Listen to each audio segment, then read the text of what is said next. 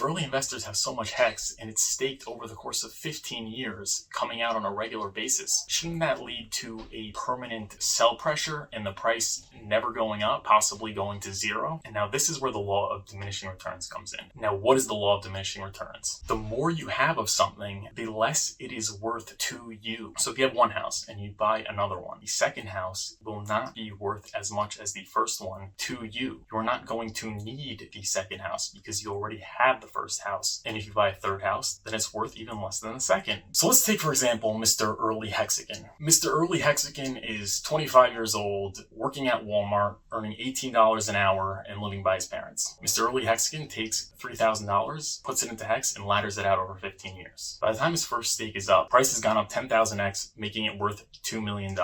What does he do? He'd probably market dump his bag, leaving him with 30% slippage, so $1.4 million.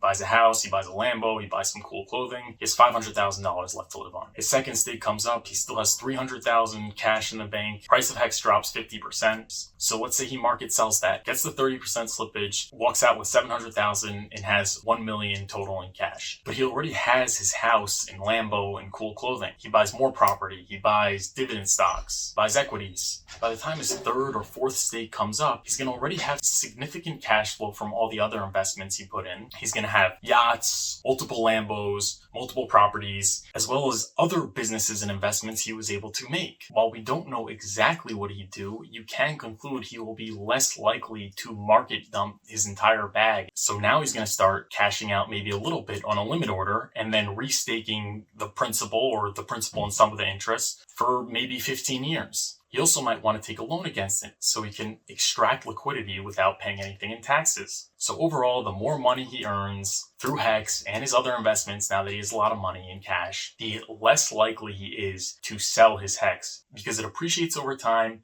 and pays probably a better yield than any of his other assets. So if he's not going to sell and the price goes up, more people want to buy and the price goes higher.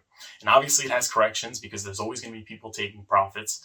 But overall, this creates a great positive feedback loop, ensuring the price goes up astronomically in the long run. And this is exactly why HEX was able to do a 10,000x in under 2 years. So when you say that the price of HEX is never going to go up over time because early investors are just going to want to dump on the new investors, the reason why you're saying this is because you're likely a pleb and that's what you would do in this situation because you don't have any money. You don't have houses, you don't have cars, you don't have women, you don't have cool clothing. So you are likely to dump your HEX on the market because your returns have not diminished yet because you haven't had a 10,000x in under 2 years. However, either now because I explained to you how this works, or if you buy and stake HEX, not financial advice, do your own research, there may come a time where you realize that people with a lot of money are very, very unlikely to dump their fastest appreciating and highest yield paying assets. Which is why real estate goes up over time, good stocks go up over time, and good cryptos with product market fit go up over time and at a faster rate than any other asset. And in my opinion, not financial advice, why I believe that HEX will continue to appreciate over time, despite the inflation, as well as the fact that early investors have huge bags.